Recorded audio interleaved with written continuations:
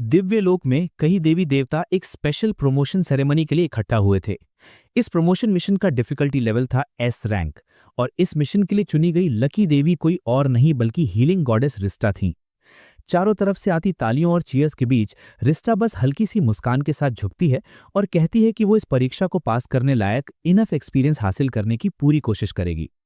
लेकिन जैसे ही सेरेमनी खत्म होती है, वो बिना रुके सीधे अपने घर की तरफ भागती है। दरवाजा बंद करते ही रिस्टा वहीं टेक लगाकर नीचे बैठ जाती है। उसका चेहरा पूरी तरह पेल पड़ चुका होता है। उसे एस रैंक मिशन सौंपना, और वो भी इस जगह का, ये तो किसी क्रूअल जोक से कम नहीं था। ये हायर रेल्म था, और रिस्ता का जन्म यहाँ 100 साल से भी पहले हुआ था। अब तक उसका काम बस इतना था कि संकट में पड़े वर्ल्ड्स के लिए हीरो समन करना। वो ये काम पहले ही 5 बार कर चुकी थी, लेकिन बाकी देवताओं के लिए 5 बार कुछ भी नहीं था। एवरेज गॉड्स 10 से ज्यादा वर्ड्स बचा चुके थे, और एक्सपीरियंस्ड गॉड्स तो 100 से भी ज्यादा रेल्म्स को रेस्क्यू कर चुके थे। और अब रिस्टा को एक असाधारण मिशन पकड़ा दिया गया था। रिस्टा ने इससे पहले ऐसा कभी देखा नहीं था। उसने बस ऐसी हॉरिफाइंग दुनियाओं की स्टोरी सुनी थी जहां सीजन गॉड्स तक हेजिटेट करने लगते थे। वो इससे कैसे डील करती?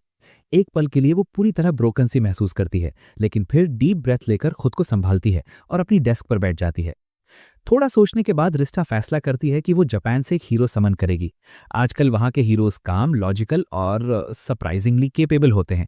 कम से कम उसे बातें समझाने में आसानी होगी। वो फाइल्स पलटना शुरू करती है। एक कैंडिडेट, फिर दूसरा और फिर तीसरा। ऑप्शंस बहुत थे, लेकिन किसी को देखकर उसे वो फीलिंग नहीं आ रही थी। फ्रस्ट्रेशन में आकर वो अपनी डेस्क पलट देती है और खुद भी फर्श पर गिर जाती है। और तभी एक पेपर उसके चेहरे पर आकर गिरता है। वो था सेया नाम के एक युवक का प्रोफाइल। लेवल सिर्फ 1 था, लेकिन जैसे जैसे रिस्टा उसे पढ़ती जाती है, उसकी आंखें चौड़ी होती जाती हैं। स्टैट्स इनसेनली हाई थे, नॉर्मल हीरोज से कहीं ऊपर। रिस्टा की आंखों में चमक आ जाती है। सेया लाखों में एक था। ऐसे हीरो के साथ वो बहुत जल्दी एक ग्रेट गॉडेस बन सकती थी। बिना एक पल गंवाए रिस्टा समनिंग रिचुअल की तैयारी शुरू कर देती है। तेज रोशनी चमकती है और अगले ही पल सैया उसके सामने खड़ा होता है। रिस्टा की सांस जैसे अटक जाती है। ये इतना हैंडसम कैसे हो सकता है कोई? उसके thick black hair, perfect height और काम प्रेजेंस को देखकर रिस्टा कुछ सेकंड्स के लिए पूरी तरह मेस्मराइज्ड हो जाती है। फिर उसे झटका लगता है। देवताओं और इंसानों के बीच प्रेम फॉरबिडन है। वो तुरंत खुद को संभालती है और डिवाइन कंपोजर बनाए रखती है। वो सैया को एक्सप्लेन करती है कि उसे यहाँ क्यों बुलाया गया है। जितना हो सके उतनी पोलाइटली और फॉर्मली बात करती है। लेकिन सैया के लिए ये सब बस किसी रैंडम क्रेजी वुमन की बातें लगती हैं। वो लॉजिकली कहता है कि अगर रिस्टा सच में देवी होती तो उसे खुद ही दुनिया बचानी चाहिए थी। इस पॉइंट पर रिस्टा चाहती तो थी, लेकिन उसे परमिशन नहीं थी। गॉड्स ने वर्ड्स बनाए थे, लेकिन उन्हें बचाने की रिस्पॉन्सिबिलिटी खुद उस दुनिया के ह्यूमंस पर ही होती थी। सैया सिर हिलाता है जैसे बात समझ में आ गई हो। फिर वो कामली अपनी स्पेशल एबिलिटीज और प्रिविलेजेस के बारे में पूछता है। रिस्टा उसे स्टेटस विंडो खोलना सिखाती है, और जैसे ही वो विंडो देखती है, वो खुद शॉक में आ जाती है। सैया की एबिलिटीज नॉर्मल हीरोज से कहीं गुना ज्यादा थीं। इसीलिए सिर्फ वही इस वर्ल्ड को बचा सकता था। बाकी डिटेल्स वो बाद में बताएगी। रिस्टा एक ट्रांसफर पोर्टल खोलती है और सैया को अपने पीछे आने का इशारा करती है, और सैया सीधे मना कर देता है। बिना वेपन्स, बिना प्रिपरेशन किसी डेंजरस वर्ल्ड में एंट्री, नो चांस, बिल्कुल नहीं। रिस्टा उसे समझाने की कोशिश करती है। उसकी पावर एक्सेप्शनल है, वो उसकी सपोर्ट में रहेगी, वो डेफिनेटली नहीं मरेगा। लेकिन सैया अचानक उसे वॉल से सटा देता है और फ्लैट टोन में कहता है कि वो बस एक सपोर्ट कैरेक्टर है, सारा एक्चुअल काम उसे ही करना होगा। अगर उसे सच में इस वर्ल्ड को सेव करना है तो पहले फुल प्रिपरेशन जरूरी है। इतना कहकर सैया अपनी शर्ट उतारता है और वहीं पुशअप्स करने लगता है। रिस्टा बस उसे देखती रह जाती है, पूरी तरह स्टन्ड। तभी उसे याद आता है कि सैया की प्रोफाइल शीट में क्या लिखा था। Extremely cautious personality. Rizta complain करने के लिए सीलिंग गॉडेस इश्तार के पास जाती है। इश्तार को सैया का बिहेवियर बिल्कुल रीजनेबल लगता है। आखिरकार ये एस रैंक मिशन था, प्रॉपर प्रिपरेशन जरूरी थी। इश्तार रिस्टा को सलाह देती है कि अगर सैया ट्रेनिंग और प्लानिंग कर रहा है तो उसे उसकी डेली नीड्स का ध्यान रखना चाहिए, फूड, रेस्ट और रहने की बेसिक व्यवस्था। ये सुनते ही रिस्टा सामान उठाकर सैया के कमरे की तरफ भागती है। चूंकि वो जापानीज था, उसने उसके लिए फेमिलियर फूड बनाया, सबसे पहले राइस बॉल्स। रिस्टा प्यार से खाना आगे बढ़ाती है, लेकिन सैया तुरंत मना कर देता है। वो कामली कहता है कि वो किसी भी स्ट्रेंजर का दिया हुआ खाना कभी नहीं खाता। रिश्ता को गुस्सा आ जाता है और वो उस पर चिल्लाते हुए पूछती है कि आखिर उसे जहर देने की जरूरत ही क्यों पड़ेगी। लेकिन सैया अब भी उस पर ट्रस्ट नहीं करता। वो उसे पहले खुद खाना खाने को कहता है ताकि ये साबित हो सके कि खाने में कोई पॉइजन नहीं है। जब सैया खाना खा रहा होता है उसी दौरान रिश्ता उसके लिए बिस्तर, बाथरूम और नहाने की जगह तैयार कर देती है। थोड़ी देर बाद वो एक घंटी लेकर आती है और कामली समझाती है कि वो उसे पूरी तैयारी का समय देगी। दिन में 3 बार खाना दिया जाएगा और वो दरवाजे के बाहर रखा जाएगा। वो वादा करती है कि वो उसे डिस्टर्ब नहीं करेगी। जब भी वो तैयार महसूस करें बस घंटी बजानी होगी और फिर वे दुनिया को बचाने की जर्नी शुरू करेंगे। पहले रिश्ता को लगता है कि सैया ज़्यादा से ज़्यादा 3 दिन ही ट्रेनिंग करेगा, लेकिन चौथे दिन भी घंटी नहीं बजती। उसे डर लगने लगता है कि कहीं सैया मर तो नहीं गया। वो देखने जाती है लेकिन खाना गायब देखकर समझ जाती है कि वो ठीक है। फिर एक हफ्ता और बीत जाता है और तब तक रिश्ता पूरी तरह बोर हो चुकी होती है। वो ज़मीन पर यूं ही पड़ी होती है कि तभी अचानक घंटी बजती है। रिश्ता दौड़ती हुई सैया के पास पहुंचती है और सैया अपनी हालत दिखाता है। बस एक नज़र में ही रिश्ता की आंखें फटी की फटी रह जाती हैं। उसे यकीन ही नहीं होता कि सिर्फ फिजिकल ट्रेनिंग से सैया का स्किल लेवल इतना ज़्यादा बढ़ गया है और उसने कई स्पेशल एबिलिटीज़ भी हासिल कर ली हैं। सैया का प्लान था कि दुनिया में जाने से पहले वो मैक्सिमम लेवल तक तैयार होगा, लेकिन रिश्ता की बदहाली देखकर वो अभी निकलने का फैसला करता है। रिश्ता जल्दी से एक पोर्टल खोलती है और सैया को खींचकर उसके अंदर ले जाती है। अगले ही पल वे एक हरे भरे मैदान में टेलीपोर्ट हो जाते हैं। दूर दिखाई दे रहे अडोना नाम के कस्बे की तरफ इशारा करके रिश्ता बताती है कि पहले उन्हें सैया के लिए इक्विपमेंट लेना होगा। जैसे ही वे कस्बे में घुसते हैं एक बूढ़ा आदमी उनका अभिवादन करता है। रिश्ता खुशी से जवाब देती है, लेकिन सैया पूरी तरह अलर्ट रहता है, ये सोचते हुए कि कहीं ये बूढ़ा आदमी कोई शेप शिफ्टिंग मॉन्स्टर या अपराधी तो नहीं जो अचानक फ्रेंडली बन रहा है। तभी एक छोटी लड़की भी उनका स्वागत करती है। खुद को नीना बताते हुए वो उन्हें हथियारों की दुकान तक ले जाती है। दुकान में जाने से पहले रिश्ता सैया को पैसों से भरा एक थैला देती है जो उसने उसके लिए गिफ्ट के तौर पर तैयार किया था। इन पैसों से सैया आराम से फुल प्रिपरेशन कर सकता था। अंदर जाते ही चारों तरफ नजर घुमाकर सैया तुरंत कवच के 3 सेट उठा देता है। ये देखकर रिश्ता शॉक में आ जाती है और झट से पैसे वाला थैला वापस खींच लेती है। वो कहती है कि इतने आर्मर की कोई जरूरत नहीं है और खुद सैया के लिए कवच चुन लेती है। कवच लेने के बाद सैया पैसे वापस लेता है और सीधे जनरल स्टोर की तरफ भागता है, जहां से वो जितने भी स्मोक बॉम्ब्स और अर्ब्स मिलते हैं सब खरीद लेता है। वो रिश्ता को एक्सप्लेन करता है कि जब तक ये पता ना हो कि किस तरह के मॉन्स्टर्स मिलेंगे तब तक ओवर प्रिपेयर्ड रहना जरूरी है। रिश्ता चिढ़ जाती है और उस पर चिल्लाकर कहती है कि वो उसकी गाइड है और उसने कहा था कि ये इलाका सेफ है, यहाँ कोई राक्षस नहीं है, इसलिए इतना पैरानॉइड होने की जरूरत नहीं। नीना भी बीच में बोलती है कि यहाँ सिर्फ स्लाइम्स ही रहते हैं। सैया को डरता देख नीना उसे एक ताबीज दे देती है।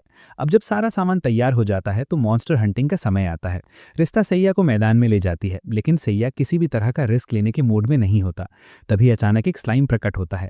सैया तुरंत एक कोने में छिपकर उसका ऑब्जर्वेशन और एनालिसिस शुरू कर देता है, जिसे देखकर रिश्ता बस लंबी सांस लेती है। वो कहती है कि ऐसे स्लाइम को तो बच्चे भी मार सकते हैं। उसकी बात खत्म होते ही सैया तलवार निकालता है और स्लाइम पर हमला कर देता है। हमला इतना जबरदस्त होता है कि एक बड़ा एक्सप्लोजन हो जाता है, लेकिन सैया यहीं नहीं रुकता। उसे लगता है कि स्लाइम शायद अब भी जिंदा है, इसलिए वो लगातार कई बार करता रहता है। पूरी तरह संतुष्ट होने के बाद ही वो रुकता है। तभी रिश्ता पूछती है कि क्या उसे अब थोड़ा कॉन्फिडेंस महसूस हो रहा है और अगर हाँ तो वे अगले शहर की ओर बढ़ सकते हैं। उसी पल एक बेहद पावरफुल प्रेजेंस महसूस होती है और रिश्ता घबरा जाती है। एक खूबसूरत लेकिन सींगों वाली महिला सामने आती है और अपना परिचय मिशिना के रूप में देती है, दानव राजा की सेना के 4 हेवनली किंग्स में से एक जो नए नायक को खत्म करने आई थी। मिशिना को ठीक ठीक पता था कि रिश्ता ने क्या किया है। आमतौर पर जब भी कोई हीरो समन होता है तो एक सिग्नल निकलता है और रिश्ता हमेशा हीरोज को लेवल अप कराने के लिए आसान शुरुआती जगह चुनती है। मिशिना को बस यहीं खड़े होकर उनका इंतजार करना था। मिशिना के स्टैट्स लेवल 66 देखकर रिश्ता के पसीने छूट जाते हैं। ये बहुत बुरी खबर थी, उन्हें भागना होगा। लेकिन इससे पहले कि वो सैया को वॉर्न कर पाती, सैया पहले ही दौड़ चुका था। हक्की बक्की रिश्ता उसे कोसते हुए उसके पीछे भागती है। ये पहली बार था जब उसने किसी हीरो को देवी के सामने से भागते देखा था। वो पूरी ताकत से सैया के पीछे दौड़ती है। अचानक सैया रुकता है, स्मोक बॉम्ब्स फेंकता है और रिश्ता को पकड़कर एक तरफ कूद जाता है, जिससे वे मिशिना के हमले से बाल बाल बच जाते हैं। दोनों लगातार भागते रहते हैं और सैया रिश्ता से कहता है कि उन्हें अभी रिट्रीट करना होगा। रिश्ता उसकी बात समझ जाती है और तुरंत डिवाइन रेल्म में लौटने के लिए एक पोर्टल खोल देती है। देखते देखते मिशिना रिश्ता के बिल्कुल पीछे आ जाती है। उसी पल सैया अचानक अपना बैग उसके चेहरे की तरफ उछाल देता है और फिर अपनी हेलफायर पावर का इस्तेमाल करके उसे जला देता है। इससे मिशिना को कोई खास नुकसान तो नहीं होता, लेकिन सैया को इतना वक्त जरूर मिल जाता है कि वो रिश्ता को पकड़कर पोर्टल में कूद जाए। अपने शिकार को यूं भागने देने के बावजूद मिशिना मुस्कुरा देती है। उसे फर्क नहीं पड़ता क्योंकि उसे पूरा भरोसा है कि वे बहुत जल्द फिर मिलेंगे।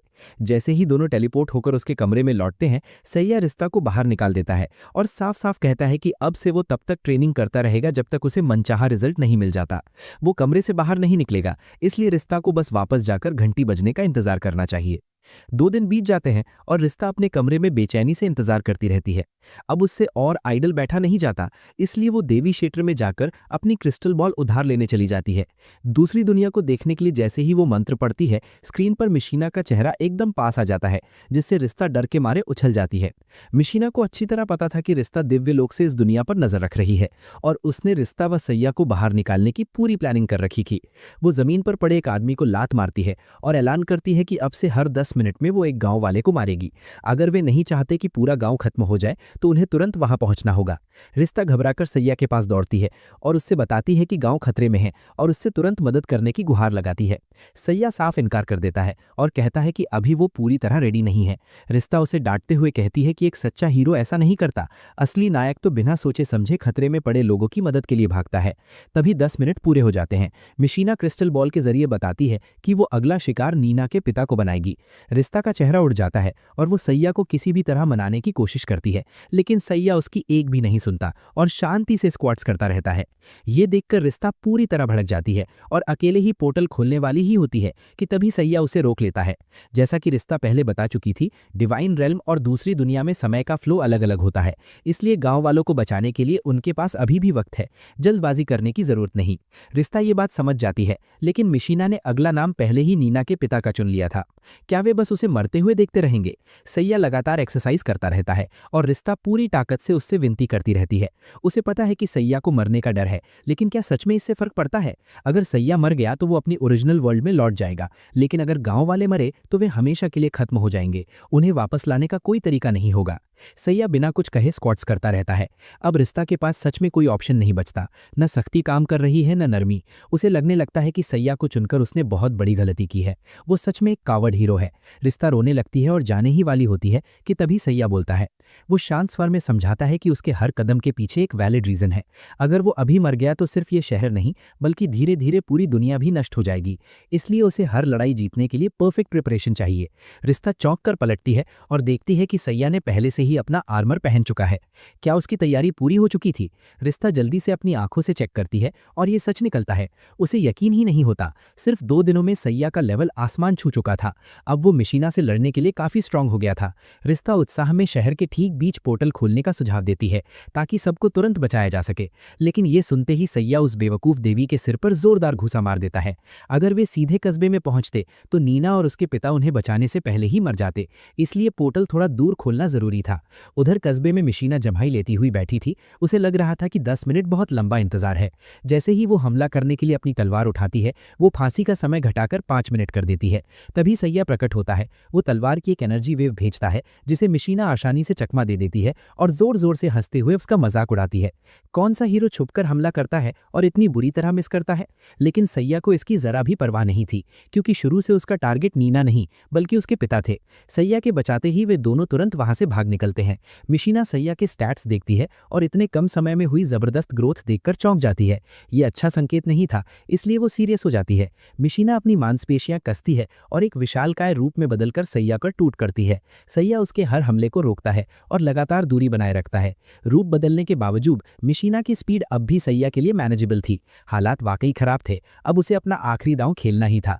कुछ गलत महसूस करते हुए रिश्ता पूरी आवाज में चिल्लाकर सैया को सावधान रहने के लिए कहती है। मिशीना पागलों की तरह हंसते हुए सैया से कहती है कि एक ट्रू वॉरियर हमेशा अपनी असली चाल छिपा कर रखता है।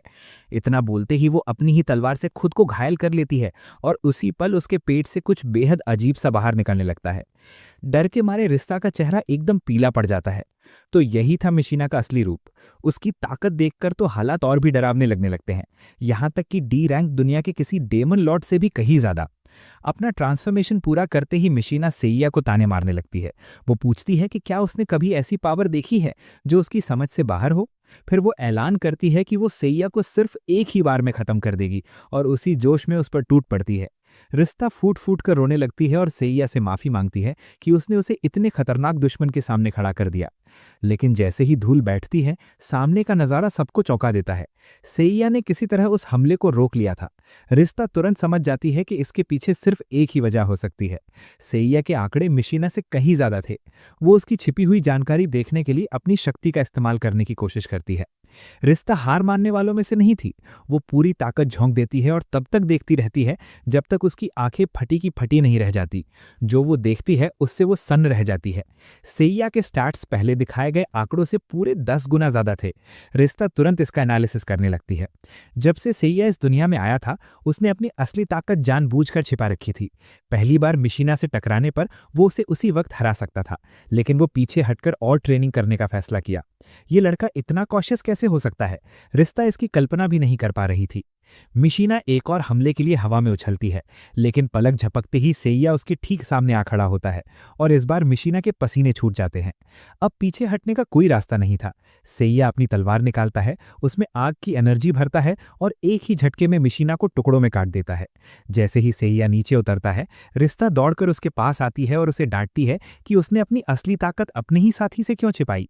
सेइया ठंडी नजर से उसे देखता है और कहता है कि वो बताना चाहता था, लेकिन अगर रिश्ता उसकी ताकत देख सकती है तो दुश्मन भी देख सकता है। ऊपर से रिश्ता के बेवकूफ दिमाग को देखते हुए वो कहीं ना कहीं जानकारी लीक कर ही देती, इसलिए शुरू से सतर्क रहना ही बेहतर था। कस्बे के लोग सेइया को धन्यवाद देने के लिए इकट्ठा हो जाते हैं और उसे जश्न के भोज का न्योता देते हैं, लेकिन सेइया उन्हें नजरअंदाज करता है, झाड़ू उठाता है और सफाई करने लगता है।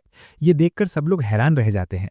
मिशीना के अवशेष इकट्ठा करने के बाद सेइया उन्हें एक दो बार नहीं बल्कि बार बार जलाता है।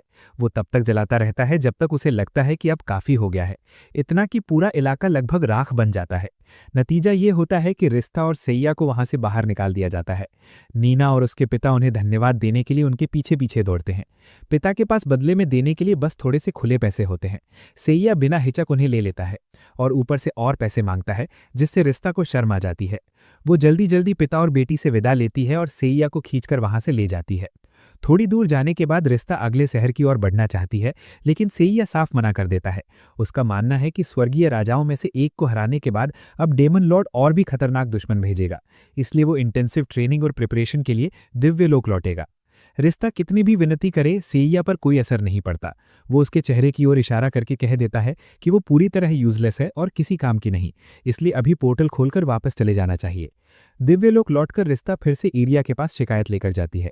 वो कहती है कि वो हीरो सिर्फ एक्सरसाइज करता रहता है, उसका दिमाग फिटनेस के अलावा कुछ सोच नहीं पाता।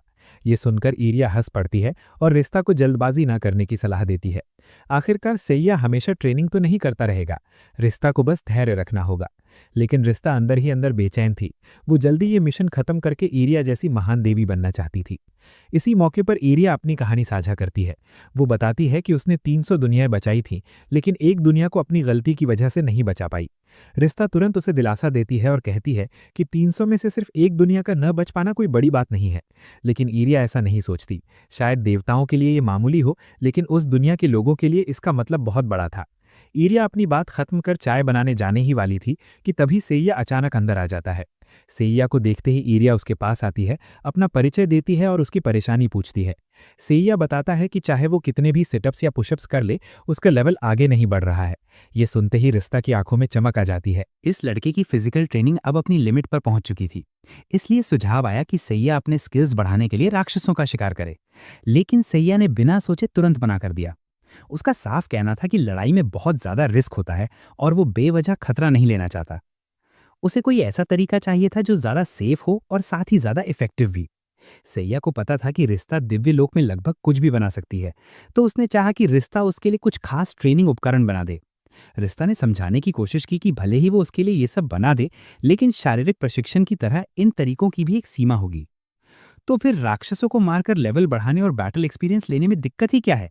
क्या ये ज्यादा बेहतर नहीं होगा? दोनों को बहस करते देख एरिया बीच में बोल पड़ी। उसके पास सैया के लिए एक अलग ही सुझाव था। अगर वो राक्षसों से लड़ना नहीं चाहता, तो वो उसे दिव्य लोक में देवताओं के साथ ट्रेनिंग दिला सकती है। ये सुनते ही रिश्ता तुरंत एरिया को एक तरफ ले जाती है और फुसफुसाकर बताती है कि मनुष्यों को ट्रेनिंग देना मना है।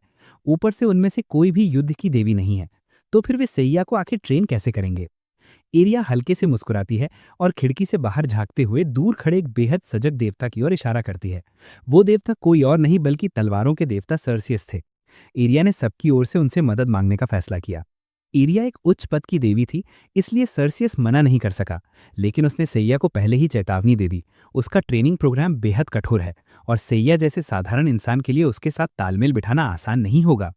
सैया बहस में समय बर्बाद नहीं करना चाहता था, इसलिए बिना कुछ बोले सीधे ट्रेनिंग ग्राउंड में उतर गया। दोनों ने अपनी तलवारें निकाली और सर्सियस ने पहला वार किया। सैया ने हर अटैक को ध्यान से देखा और सटीक तरीके से रोक दिया। ये देखकर सर्सियस सच में प्रभावित हुआ। पहले दिन की ट्रेनिंग खत्म होने के बाद रिश्ता जानबूझकर मैदान में नहीं गई ताकि सैया उसकी मौजूदगी से अनकंफर्टेबल न हो। इसके बजाय वो डाइनिंग हॉल चली गई, जहां उसकी मुलाकात सर्सियस से हुई। मौके का फायदा उठाकर उसने पूछ लिया कि सैया कैसा कर रहा है। सर्सियस ने ईमानदारी से कहा कि वो सैया के प्रदर्शन से काफी इंप्रेस्ड है। वो दूसरे नायकों से अलग है, बहुत तेजी से सीखता है, हालांकि अभी भी देवता के लेवल तक नहीं पहुंचा है। दूसरे दिन रिश्ता की फिर से डाइनिंग हॉल में सर्सियस से मुलाकात हुई, लेकिन इस बार वो बिल्कुल बदला हुआ था। कल वाला आत्मविश्वास गायब था। वो हकलाता हुआ बोल रहा था, पसीने से भीगा हुआ। उसने रिश्ता से कहा कि सैया के बारे में कुछ बहुत गलत है, वो बहुत ज्यादा तेजी से सीख रहा है। रिश्ता को यह सुनकर ज्यादा हैरानी नहीं हुई। उसने शांत स्वर में बताया कि सैया के पास एक खास क्षमता है, जिससे उसके एक्सपीरियंस पॉइंट्स असामान्य रूप से तेजी से बढ़ते हैं। तीसरे दिन रिश्ता फिर सर्सियस को ढूंढने नहीं। इस बार वो डाइनिंग हॉल के बीच में नहीं बल्कि एक कोने में सिमटा बैठा था। माहौल अजीब लग रहा था। रिश्ता ने पास जाकर पूछा, लेकिन सर्सियस ने कुछ नहीं कहा और चुपचाप चला गया। चौथा दिन आ गया। पिछले दिन कोई जानकारी न मिलने पर रिश्ता ने खास तौर पर सर्सियस का पसंदीदा खाना ढूंढा, ये सोचकर कि शायद इस बहाने वो सैया की प्रोग्रेस के बारे में कुछ और जान पाए। लेकिन जैसे ही उसने दरवाजा खोला, उसे एक कोने में छिपा हुआ सर्सियस दिखा, डरा हुआ, घबराया हुआ। सर्सियस ने रिश्ता के कान में फुसफुसाकर कहा कि वो हीरो पागल हो चुका है। उसने बताया कि जब उसने सैया से कहा कि अब काफी ट्रेनिंग हो चुकी है, तब भी सैया ने उसे जाने नहीं दिया और जबरदस्ती अभ्यास जारी रखा। सर्सियस कई दिनों से सोया तक नहीं था। वो चीख पड़ा, ये कोई हीरो नहीं है, ये जल्लाद है, एक महाजल्लाद। और तभी जैसे ही उसके शब्द खत्म हुए, सैया अचानक उनके सामने प्रकट हो गया। दोनों देवता से हर उठे। सैया समय बर्बाद करने के मूड में नहीं था। उसने सर्सियस को फिर से ट्रेनिंग जारी रखने को कहा। आज वो इंटेंसिटी और बढ़ाना चाहता था। ये सुनते ही सर्सियस डर के मारे चीखने लगा। उसने अपनी तलवार तक फेंक दी, लेकिन फिर भी सैया नहीं रुका। रिश्ता ने बीच में आकर सैया को रोकने और उससे बात करने की कोशिश की, लेकिन उसी पल देवी आर्या वहां पहुंची और रिश्ता को बताया कि देवी इश्तार ने उसे बुलाया है। कोई विकल्प न होने की वजह से रिश्ता को सर्सियस को वहीं छोड़कर जाना पड़ा, बस इस उम्मीद के साथ कि वो उसके लौटने तक जिंदा और होश में रहे। रिश्ता इश्तार के कक्ष में पहुंची और उसे पूरी बात बताई। जैसे ही इश्तार ने सुना कि सर्सियस ने हार मान ली है, वो हंस पड़ी। फिर उसने रिश्ता को एक सच्चाई बताई। तलवारों के देवता सर्सियस कभी एक इंसान हुआ करते थे, जिन्हें बाद में दिव्यता प्राप्त हुआ। देवता बनने के बाद उनकी मानवीय यादें मिट गई, लेकिन भावनाएं उनकी आत्मा में हमेशा के लिए दर्ज रहीं। जब सैया ने उसे उसकी पूरी क्षमता तक ट्रेन करने पर मजबूर किया, तो उसकी आत्मा की सबसे कमजोर भावना जरूर जाग उठी होगी। लेकिन इन सब बातों से हटकर इश्तार ने रिश्ता को वहां किसी और वजह से बुलाया था। उसके पास रिश्ता के लिए एक नया मिशन था। वो चाहती थी कि नायक और रिश्ता इमीडिएटली दूसरी दुनिया में लौट जाएं, क्योंकि समोल सिटी सीधे खतरे में था और वहीं नायक के साथी उनका इंतजार कर रहे थे। इस्तर का आदेश मिलते ही रिश्ता फेया को बुलाने वापस आई, लेकिन जो उसने देखा उससे उसे गहरा शौक लगा। सेया लगातार सर्सियस के चेहरे पर मुक्के बरसा रहा था। इस बार सैया कोई भी बहाना बना ले, रिश्ता को जरा भी फर्क नहीं पड़ा।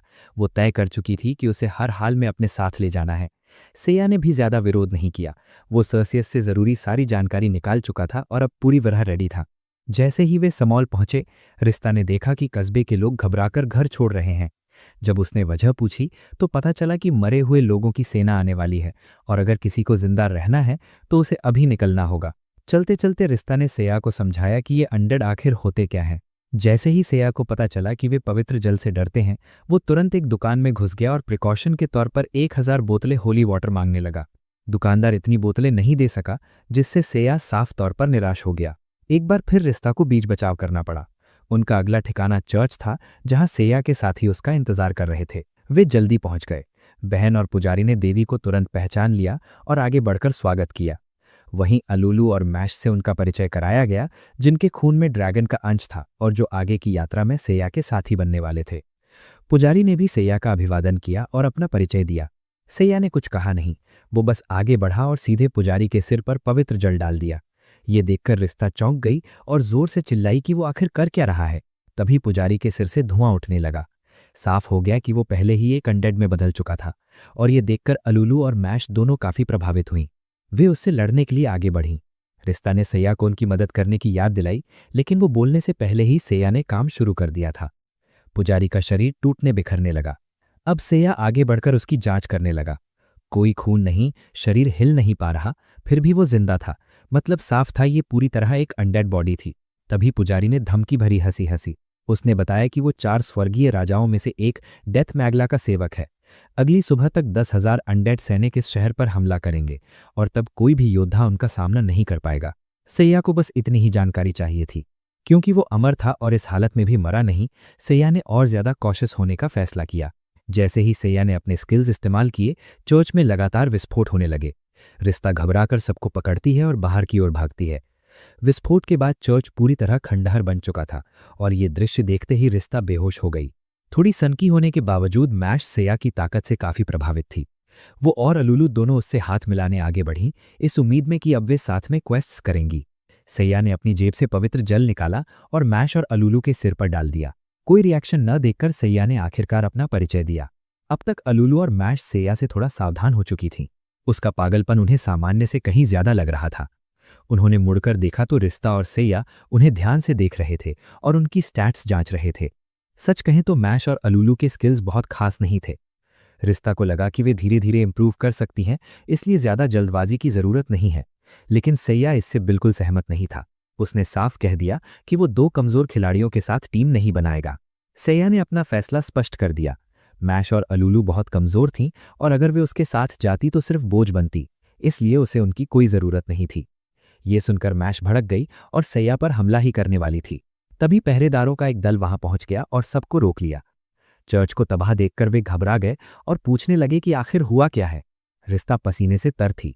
उसे समझ नहीं आ रहा था कि क्या जवाब दे। तभी बहन को होश आ गया। उसे सब कुछ साफ याद नहीं था, लेकिन उसने अस्पष्ट शब्दों में पूरी बात बताई। फिर उसने पहरेदारों से कहा कि सुबह तक 10,000 अनडेड सैनिक इस शहर पर हमला करेंगे, लेकिन सौभाग्य से भगवान ने उनकी प्रार्थना सुन ली है और उनके सामने खड़ी देवी और योद्धा को भेज दिया है। यकीन मानिए वे इस कस्बे को बचा लेंगे। जब बहन ने उनका परिचय कराया तो पहरेदारों ने रिस्पर और सैया के सामने घुटने टेक दिए और शहर की रक्षा के लिए सैया से विनती करने लगे। लेकिन सैया को इन भावनाओं से कोई फर्क नहीं पड़ा। उसे बस एक ही चीज जाननी थी, इसके बदले उसे कितना रिवॉर्ड मिलेगा। पैसा? कप्तान ने हैरानी से पूछा। अगर सैया सच में अनडेड आर्मी को हरा देता है तो साम्राज्य उसे भारी इनाम देगा, लगभग 1,000 सोने के सिक्के। ये सुनते ही सैया ने तुरंत एक दस्तावेज निकाला और शूरवीरों से उस पर हस्ताक्षर करवा लिए। उस योद्धा ने अपना फॉर्म बदला और सैया को बताया कि करीब 200 और सैनिक उसके साथ लड़ने के लिए रास्ते में हैं। सैया ने बिना एक पल सोचे मना कर दिया। उसे किसी योद्धा की जरूरत नहीं थी, न किसी बैकअप की, बस यहीं रुककर शहर वालों की रक्षा करनी थी, बस इतना ही। ये कहते हुए सैया ने मैच की तरफ देखा और साफ बोल दिया कि अगर वो घर नहीं जाना चाहता तो गार्ड्स में शामिल हो सकता है, लेकिन किसी भी हाल में सैया के साथ नहीं जाएगा। मैच गुस्से में चिल्लाया और वहां से चला गया। रिश्ता को हल्की सी चिंता हुई कि कहीं वे मरे हुओं की सेना में न घुस जाएं, लेकिन सैया को जरा भी फिक्र नहीं थी। उसे पूरा भरोसा था कि वे इतने बेवकूफ नहीं हैं, और मान भी लो अगर वे आ गए तो वो उन सब अनडेड को उनके पहुंचने से पहले ही खत्म कर देगा। इतना कहकर सैया ने अपनी फ्लाइंग एबिलिटी एक्टिवेट की और हवा में उड़ गया। वो जानता था कि रिश्ता उड़ नहीं सकती, इसलिए उसने उसे सराय में लौटकर इंतजार करने को कहा। अनडेड आर्मी से वो अकेले ही निपट लेगा। ये सुनते ही रिश्ता का ईगो हर्ट हो गया। देवी होकर वो उड़ नहीं सकती, ऐसा कैसे? बस उसकी शक्तियां फिलहाल सील्ड थीं। रिश्ता ने आसमान की ओर देखा और जोर से चिल्लाई। अपनी सील तोड़ते हुए और पंख प्रकट करके उसने सैया का पीछा करना शुरू किया। उधर सैया अपनी नई उड़ान कला की प्रैक्टिस कर ही रहा था कि अचानक फुल स्पीड में उड़ने लगा। रिश्ता ने पूरी ताकत लगा दी, फिर भी वो उसे पकड़ नहीं पाई, लेकिन उसके इस प्रयास से सैया ने अपना मन बदल लिया। उसने रिश्ता का हाथ पकड़ा और पूरी ताकत से उसे अपने साथ खींच लिया। रिश्ता बस दर्द सहती रही और फ्रस्ट्रेशन में चिल्लाती रही। कुछ ही देर बाद वे आखिरकार वहां पहुंच गए। रिश्ता ने गुस्से में सैया को डांटा और कहा कि उसकी वजह से उसके दिव्य पंखों के लगभग सारे फेदर्स उखड़ गए हैं। सैया को कोई फर्क नहीं पड़ा। उसने बस उसे चुप रहने को कहा। वे वनडेड सोल्जर्स की पूरी सेना के ऊपर हवा में खड़े थे। उन्हें कतार में मार्च करते देख सैया के दिमाग में एक आइडिया आया, इन्हें जल्दी खत्म करने का। वो न्यूक्लियर बॉम्ब इस्तेमाल करने वाला था। रिश्ता को क्यूरियोसिटी हुई। उसे लगा ये सैया की ओरिजिनल वर्ल्ड की कोई शक्ति होगी जिसका इस्तेमाल वो यहाँ नहीं कर पाएगा। लेकिन सैया पहले से तैयार था। उसने एक स्पेल कास्ट किया और उनके ठीक ऊपर एक छोटा मीटियोर बना दिया। उस मीटियोर की स्पीड और हीट इतनी थी कि पूरी सेना पल भर में जलकर राख बन सकती थी। रिश्ता शॉक में थी। ये आदमी इतना पावरफुल कब से हो गया? वो मानना नहीं चाहती थी, लेकिन सच यही था कि अकेला सैया ही काफी था। उन्हें मैश, अलुलू या किसी और की जरूरत ही नहीं थी। रिश्ता के मन में एक और विचार आया। अगर सैया अभी डीमन लॉर्ड के महल पर ऐसा हमला कर दे तो क्या अब तक पूरी दुनिया उनके कब्जे में नहीं आ जाएगी? सैया दूसरा मंत्र पढ़ने ही वाला था कि अचानक रुक गया और शिकायत करने लगा कि उसने बहुत ज्यादा माना खर्च कर दी है। मजबूरी में रिश्ता को उसे वापस शहर ले जाना पड़ा। अलूलू आकर रिश्ता को बताती है कि मैश 2 दिन पहले पूरी तरह गायब हो गया था। ये सुनकर रिश्ता ने उसे दिलासा दिया, चिंता की कोई बात नहीं है, अनडेड आर्मी पूरी तरह खत्म हो चुकी है, इसलिए मैश के ट्रबल में होने की संभावना बहुत कम है। ऊपर से हीरो सैया भी वहीं था, हालांकि इस वक्त वो किसी कॉम्बिनेशन स्किल पर रिसर्च करने में बिजी था। अलूलू से बात करने के बाद रिश्ता सैया के कमरे में गई। वहां जाकर वो चौंक गई। सैया ने रिश्ता के बालों का इस्तेमाल करके अपनी पावर एम्पलीफाई कर दी थी और उनसे प्लैटिनम स्वॉर्ड बना ली थी। रिश्ता उसे डांटने ही वाली थी कि तभी मकान मालकिन कमरे में आई। उसके हाथ में एक पैकेट था जो उसे सैया को देना था। रिश्ता ने क्यूरियोसिटी में पैकेट खोला और अंदर एक बेहद खूबसूरत मिरर देखा। वो तुरंत उसमें खुद को देखते हुए ड्रामेटिक पोजेस बनाने लगी। अचानक मिरर की इमेज बदल गई। अलूलू ने तुरंत पहचान लिया, ये मैश था। तभी एक भारी डरावनी आवाज गूंजी। ये डीमन लॉर्ड के 4 हेवनली किंग्स में से एक डेथ मैगला की आवाज थी। पिछली बार वो दूर से अनडेड आर्मी को कंट्रोल करते हुए किस्मत से बच गया था। उस आर्मी को बनाने में उसने काफी मेहनत की थी, फिर सैया ने उसे बेरहमी से पूरी तरह नष्ट कर दिया और इसी वजह से उसने अब उनसे बदला लेने का फैसला कर लिया था। मैश को टॉर्चर चेयर पर कसकर बांध दिया गया था, लेकिन डेथ मैगला अब उससे पूरी तरह बोर हो चुका था। उसने फैसला कर लिया कि मैश को सबके सामने खत्म किया जाएगा। डेथ मैगला ने चाकू मैश की गर्दन पर टिकाया और उसे अपने आखिरी शब्द कहने का मौका दिया। लेकिन मैश के चेहरे पर न डर था न गुस्सा, बस एक हल्की सी मुस्कान। वो सैया की ताकत की तारीफ कर रहा था। हाँ, सैया थोड़ा स्टबन जरूर था, लेकिन सच यही था कि वही इस दुनिया को बचा सकता था। मैश को उम्मीद थी कि आगे की जर्नी में सैया उसका साथ देगा, और ठीक उसी पल सैया आईने के सामने प्रकट हो गया। उसने रिश्ता से कहा कि तुरंत डिवाइन रेल्म के लिए पोर्टल खोलो।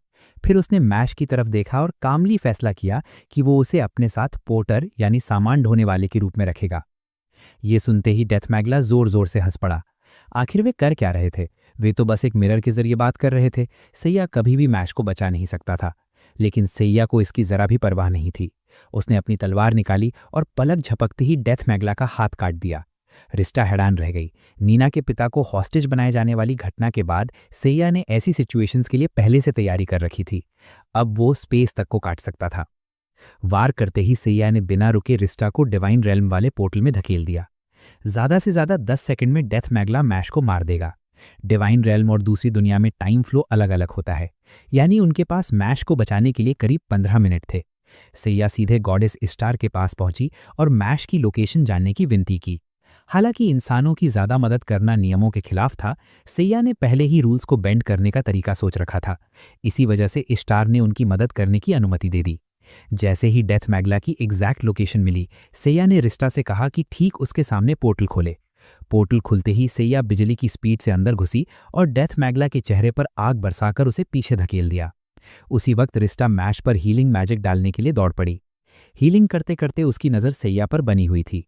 तभी डेथ मैगला ने एक गहरे काले रंग के क्रीचर को समन किया।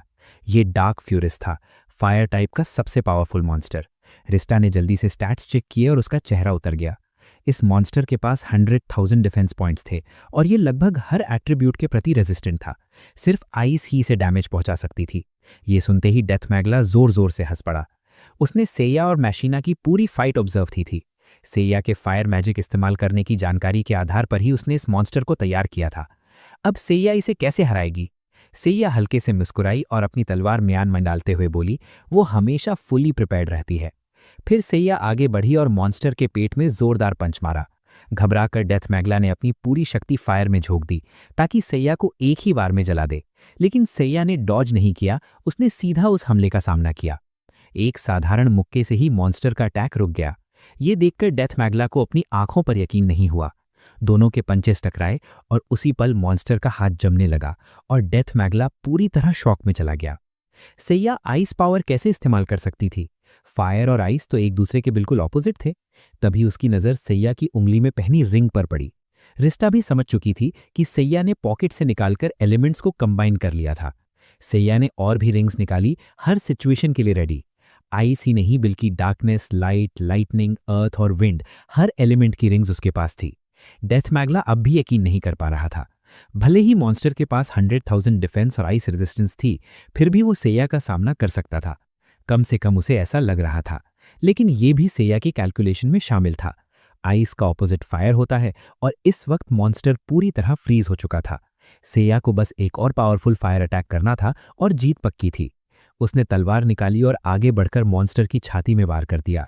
उसका शरीर टूटने लगा और डेथ मैगला के चेहरे पर डर साफ दिखने लगा। अब उसके पास कोई चाल नहीं बची थी। सेया उसके पास पहुंची और रिस्टा तुरंत उसका इरादा समझ गई। उसने मैश को वहां से निकालने में मदद की। विशाल महल अब सिर्फ हेवनली किंग डेथ मैगला की चीखों से गूंज रहा था।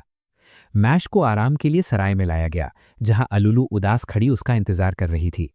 थोड़ी देर बाद मैश की आंख खुली और उसने रिस्टा और अलुलू को हैरानी से देखा। रिस्टा ने तुरंत समझाया कि सेया ने डेथ मैगला को हरा दिया था और जब मैश बेहोश था तब उसे महल से बाहर ले आई थी। तभी सेया एक थैला लेकर आई और उसे मेज पर रख दिया।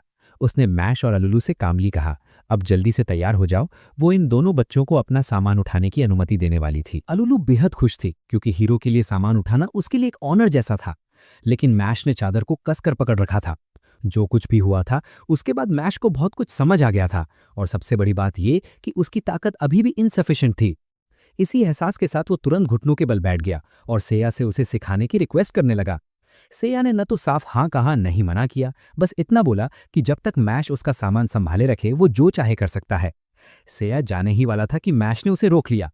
अपनी ग्रेटिट्यूड दिखाने के लिए मैश और अलुलू सबसे पहले सेया को ड्रैगन केव ले जाना चाहते थे। 16 साल पहले जिस गांव में मैश पैदा हुआ था वहां एक पुरानी लेजेंड प्रचलित थी। कहा जाता था कि एक ड्रैगन स्वर्ग से उतरा था और अपने साथ मैश और अलुलू को भी ले आया था। गांव वालों ने मैश को बताया था कि वहां एक सील लगी हुई है और अगर प्रोफेसी में बताए गए हीरो मैश और अलुलू के साथ वहां जाए तो वो सील टूट सकती है। ऐसा होने पर सेया को एक ऐसा मिथिकल वेपन मिलेगा जो किसी भी दुश्मन को हरा सकता है। लेजेंडरी वेपन का नाम सुनते ही रिस्टा की आंखें चमक उठीं। वो दौड़कर सेया से बच्चों के साथ जाने की प्ली करने लगी, लेकिन सेया ने तुरंत मना कर दिया और कहा कि उसे पहले कहीं और जाना है। रिस्टा सेया को डिवाइन रेल्म वापस ले जाने के लिए पोर्टल खोला और इस बार मैश और अलुलू भी उनके साथ चले गए।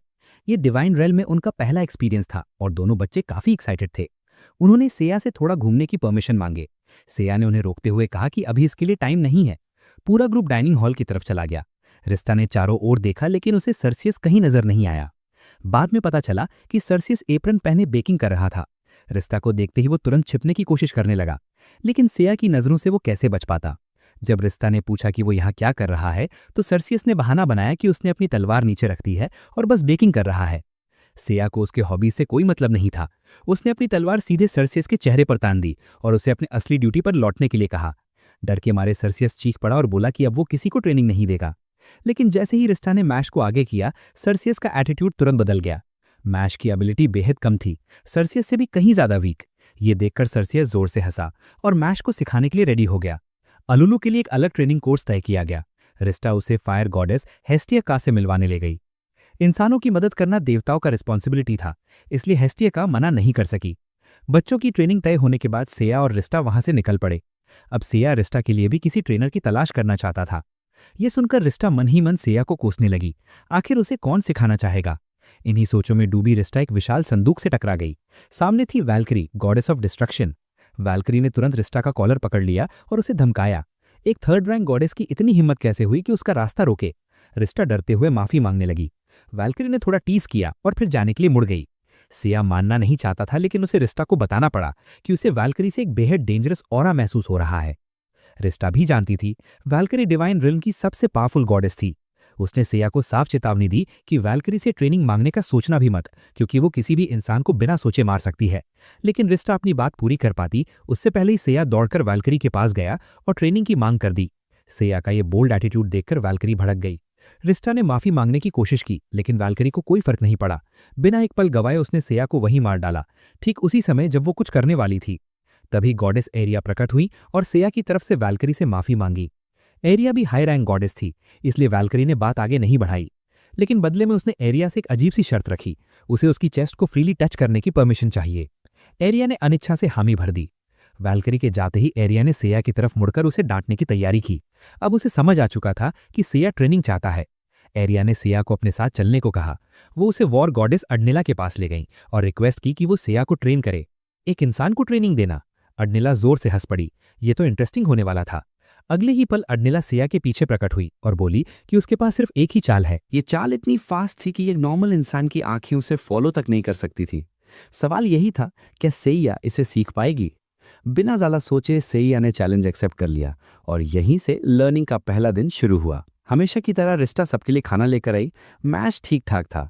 अलूलू गॉडेस हेस्टियाका के साथ अच्छा समय बिता रही थी और आखिर में रिस्टा सेइया के ट्रेनिंग एरिया पहुंची, जहां उसने एडनेला को दीवार के सहारे बैठा पाया। पूछने पर एडनेला का चेहरा हल्का सा लाल हो गया और हंसते हुए उसने माना कि ये हीरो थोड़ा स्ट्रेन जरूर है, लेकिन उसे सिखाना सरप्राइजिंगली मजेदार है। ट्रेनिंग के दूसरे दिन जब रिस्टा खाना लेकर आई तो उसने देखा कि मैश और सेइया पहले से ही कैंटीन में बैठे हैं। मैश ने खुद सेइया को बुलाया था क्योंकि वो उससे और सीखना चाहता था। सेइया अपना काम पूरा करके उठने लगा, वहीं रिस्टा बैठ गई और मैश से पूछने लगी कि सेइया ने उसे आखिर सिखाया क्या। जाहिर सी बात है, ये सब ओवर कॉशियस रहने से जुड़े थ्योरीज थे। फिर आया ट्रेनिंग का तीसरा और आखिरी दिन। सेशन खत्म होते ही रिस्टा मैश को लेने पहुंची और दूसरी दुनिया में लौटने की तैयारी शुरू हो गई। सर्सियस के साथ ट्रेनिंग के बाद मैश का लेवल काफी बढ़ चुका था, लेकिन अलुलू में कोई खास इंप्रूवमेंट नहीं दिखा। उसी वक्त हेस्टियाका ने रिस्टा को अकेले में बुलाया और बताया कि अलुलू में मैजिक टैलेंट लगभग नहीं के बराबर है, इसलिए बेहतर यही होगा कि वो जल्दी उम्मीद छोड़ दे। दोनों बच्चों को साथ लेकर रिस्टा वापस सेइया को ढूंढने चली गई। सेइया अब भी क्यूरियस थी कि आखिर एडनेला उसे क्या देने वाली है। दूर से एडनेला एक खूबसूरत ड्रेस में मुस्कुराती आंखों के साथ सेइया की तरफ दौड़ती हुई आई। उसका लुक 3 दिन पहले से बिल्कुल अलग था, जिसे देखकर रिस्टा सच में शॉक्ड रह गई। ये लड़का कितना चार्मिंग हो गया था। एडनेला ने सेइया को दिल से बनाया हुआ केक दिया। सेइया ने बिना झिझक मना कर दिया और आगे बढ़ गई। यही देखकर एडनेला गुस्से में आ गई और डिवाइन रेल्म में हंगामा मचाने लगी। रिस्टा ने चिल्लाकर सेइया से अपनी गलती सुधारने की गुहार लगाई, लेकिन सेइया ने ध्यान नहीं दिया और टेलीपोर्टेशन गेट में घुस गई। अगला डेस्टिनेशन था ड्रैगन केव। रास्ते में अलुलू फायर मैजिक की प्रैक्टिस कर रही थी। अगर मॉन्स्टर सामने आए तो वो सेइया की मदद करना चाहती थी। सेइया ने तुरंत मना कर दिया और साफ कहा कि अलुलू का काम सिर्फ सामान ढोना है, उसे बाकी चीजों की टेंशन लेने की जरूरत नहीं। तभी अचानक एक ऑर्क प्रकट हो गया। मैश ने अपनी तलवार निकाली और फाइट के लिए तैयार हुआ, लेकिन उससे पहले ही आसमान से एक फायरबर्ड झपटा और उस ऑर्क को जलाकर राख कर दिया। ये सेइया की नई स्किल थी। अब वो 50 मीटर्स की रेंज में फायरबर्ड समन कर सकती थी। इस एरिया में आने वाला हर मॉन्स्टर उसका टारगेट बन जाता था। इसके बाद मॉन्स्टर्स की कई वेव्स आईं, लेकिन फायरबर्ड ने सबको खत्म कर दिया। ग्रुप ज्यादा इक्विपमेंट लेने के लिए पास के एक टाउन पहुंचा, क्योंकि केव में जाने के लिए टॉर्चेस जरूरी थी। इसी दौरान सेइया ने मैश के टेस्ट लिए और पूछा कि उन्हें कितनी टॉर्चेस खरीदनी चाहिए। मैश ने कॉन्फिडेंस के साथ कहा 50, लेकिन रिस्टा तुरंत बोली रॉन्ग, 500 लेनी चाहिए। 5 काफी हैं गाइस। टॉर्चेस लेने के बाद ग्रुप आगे बढ़ा। तभी अलुलू और मैश के हाथ अचानक चमकने लगे। ये साइन था कि वे ड्रैगन केव के बहुत करीब पहुंच गए हैं। कुछ ही देर में एंट्रेंस मिल गया। सेइया सबको अंदर ले गई। सामने एक विशाल डोर था जिस पर 2 हाथों के निशान बने हुए थे। मैश और अलुलू तुरंत समझ गए। वे सील तोड़ने के लिए आगे बढ़ने ही वाले थे कि सेइया ने अचानक अपनी तलवार निकाल ली। उसकी ब्रूट फोर्स के सामने किसी कॉम्प्लिकेटेड मेथड की जरूरत ही नहीं थी। सेइया ने डोर तोड़ा और अंदर छलांग लगा दी। भीतर सिर्फ एक प्लेटफॉर्म था। ग्रुप के अंदर आते ही वो प्लेटफॉर्म चमक उठा, जैसे उन्हें इनवाइट कर रहा हो कि उस पर कदम रखते ही वे ड्रैगन विलेज टेलीपोर्ट हो जाएं। रिस्ता तुरंत कूदना चाहती थी, लेकिन सेइया ने उसे रोक दिया। पहले उसने टेस्ट के लिए एक स्टोन डमी उस पर रखा। ट्रैप ना होने की कंफर्मेशन के बाद सेइया ने सबको एक साथ टेलीपोर्ट होने दिया। वहां पहुंचते ही उनका स्वागत एक ड्रैगन ह्यूमन ने किया, जिसने अपना परिचय लेगोस के रूप में दिया और उन्हें ड्रैगन विलेज में वेलकम किया। लेगोस गाइड की भूमिका निभाते हुए रास्ते में विलेज का इतिहास बताया। आखिर में लेगोस उन्हें ड्रैगन मदर लेवी के पास ले गया। लेवी ने मैश को बुलाया और उसे ड्रैगन ह्यूमन बनने की विधि सिखाई, जिससे उसकी ताकत 10 गुना बढ़ सकती थी। अलुलू भी एक्साइटेड हो गई और चाहती थी कि लेवी उसे भी सिखाए, लेकिन ड्रैगन मदर ने मना कर दिया, ये कहते हुए कि अलुलू के लिए एक और भी ज्यादा इंपॉर्टेंट मिशन तय किया गया है। अपने प्राणों का बलिदान देकर अलुलू दानव राजा को हराने के लिए नायक का अल्टीमेट वेपन बन जाएगी। सबके चेहरे पर अब भी कंफ्यूजन साफ दिख रहा था, तो लावी ने आगे एक्सप्लेन किया। पौराणिक कथाओं के मुताबिक जब कोई ड्रैगन ह्यूमन मानव रूप में जन्म लेकर अपने प्राणों का बलिदान देता है, तब एक सुप्रीम सोर्ड प्रकट होती है। ये सुनते ही मैश ने तुरंत मना कर दिया। वो किसी भी हालत में अपनी दोस्त अलुलू को मरते हुए नहीं देखना चाहता था, लेकिन लावी को इससे कोई फर्क नहीं पड़ा। उसने दोनों को याद दिलाया कि इस वक्त दुनिया का करीब 70% हिस्सा डीमन लॉर्ड की सेना के कब्जे में है। वे जहां चाहे वहां जाते हैं, लोगों का मैसेकर करते हैं और अब तो ज्यादातर छोटे गांव ही बचे हैं। अगर हालात ऐसे ही रहे तो जल्द ही पूरी दुनिया मॉन्स्टर्स के हाथों में चली जाएगी। दुनिया को बचाने का बस एक ही रास्ता है, डीमन लॉर्ड को हराना। लावी ने अलुलू की सराहना करते हुए कहा कि वो उसका बहुत सम्मान करती है। अलुलू ही वो परफेक्ट ब्लेड है। वो तलवार जो भविष्य में डीमन लॉर्ड का अंत करेगी। लावी की बात सुनकर बाकी ड्रैगन ह्यूमंस ने भी सम्मान में सिर झुका दिए। लावी अपना फैसला कर चुकी थी। अब जब हीरो आ चुका था, उसी रात स्वॉर्ड ऑफरिंग रिचुअल किया जाएगा, इसलिए अलुलू को अपने आखिरी पल दोस्तों के साथ बिताने चाहिए। महल से बाहर निकलते वक्त मैश ने अलुलू से पूछा कि क्या वो सच में दुनिया को बचाने के लिए खुद को सैक्रिफाइस करना चाहती है। अलुलू थोड़ी उदास जरूर थी, लेकिन फिर भी उसने मैश को जवाब दिया। उसने कहा कि वो काफी समय से यूजफुल बनना चाहती थी। अब जब मौका मिला है तो वो इस दुनिया को बचाने वाली तलवार बनी भी। रिस्टा ने सेया को ढूंढने के लिए मुड़कर देखा, लेकिन वो पास के ही एक स्टॉल पर आराम से शॉपिंग कर रहा था। रिस्टा ने गुस्से में पूछा कि ऐसे समय पर वो शॉपिंग कैसे कर सकता है, उसे कम से कम अलुलू के बारे में तो सोचना चाहिए। सेया ने शांति से जवाब दिया कि अगर अलुलू को यही करना है तो उसे उससे कुछ भी कहने की जरूरत नहीं है। ये सुनते ही अलुलू की आंखों में आंसू भर आए और वो बिना कुछ कहे मुड़कर चली गई। उस शाम लावी के महल में ग्रैंड फीस्ट रखी गई। सेया का ग्रुप वीआईपी गेस्ट की तरह ट्रीट किया गया और 2 छोटी ड्रैगन लड़कियां रिस्टा के लिए कुकीज लेकर आई। रिस्टा को सेया को काफी देर तक मनाना पड़ा, तब जाकर उसने उन्हें खुश करने के लिए एक कुकी खाई। जैसे ही उसने कुकी मुंह में डाली, हॉल की लाइट्स अचानक बंद हो गई। डिसाइसिव मोमेंट आ चुका था। अलुलू एक भव्य पोशाक में ड्रैगन गार्ड्स द्वारा एक ऊंची चट्टान पर ले जाई गई। लावी के अनुसार ये ड्रैगन अबिस था, जिसे पहले ड्रैगन एम्परर ने बनाया था। नीचे कूदते ही अलुलू का खून और मांस एक अल्टीमेट स्वॉर्ड में बदल जाएगा। चट्टान पर खड़ी अलुलू ने पीछे मुड़कर मैश को देखा और हल्की सी मुस्कान दी। वो जल्द ही फिर उनसे मिलेगी। उसे उम्मीद थी कि जब वो तलवार बन जाएगी तो कम से कम सेया उसे समय समय पर साफ करता रहेगा ताकि उसमें जंग न लगे। ये सुनते ही मैश का दिल टूट सा गया। वो अब और नहीं सह पाया और अलुलू को बचाने के लिए आगे बढ़ा, लेकिन 2 ड्रैगन गार्ड्स ने उसे रोक लिया। चट्टान पर अलुलू के चेहरे पर डर साफ झलकने लगा था। ये देखकर लावी ने गार्ड्स को रिचुअल पूरा करने का आदेश दे दिया। रिस्टा की चेतावनियों के बावजूद सारे ड्रैगन लोग सैक्रेड स्वॉर्ड का नाम जप रहे थे। उन्हें अलुलू की फीलिंग से कोई मतलब नहीं था। अलुलू अब क्लिफ के बिल्कुल किनारे पहुंच चुकी थी और पीछे हटने का कोई रास्ता नहीं बचा था, क्योंकि गार्ड्स लगातार उसे आगे धकेल रहे थे। तभी अचानक सेया पीछे प्रकट हुआ और दोनों गार्ड्स को धक्का देकर सीधे लावी की तरफ फेंक दिया। सेया ने गहरी सांस ली और अलुलू से कहा कि उसने दोपहर में ही साफ साफ कह दिया था कि उसे अब कुछ नहीं कहना है। फिर अलुलू इतनी मूर्ख कैसे हो सकती है कि उसका मतलब न समझे। अगर अलुलू तलवार बन गई तो वो उसका सामान कौन उठाएगा। ये सुनकर रिस्टा जोर से हंस पड़ी। लावी पूरी तरह कंफ्यूज थी। रिस्टा ने उसकी ओर देखकर कहा कि वे इस दुनिया को बचाने आए हीरो हैं। वे अपनी साथी को कभी भी अपनी जान नहीं देने देंगे। लेकिन फिर भी लावी नहीं मानी। उसने सिर झुकाकर कहा कि हीरो और गॉडेसेस आखिरकार सिर्फ अपने बारे में सोचते हैं, उसके कबीले के बारे में नहीं। ये सुनकर मैश का गुस्सा फूट पड़ा।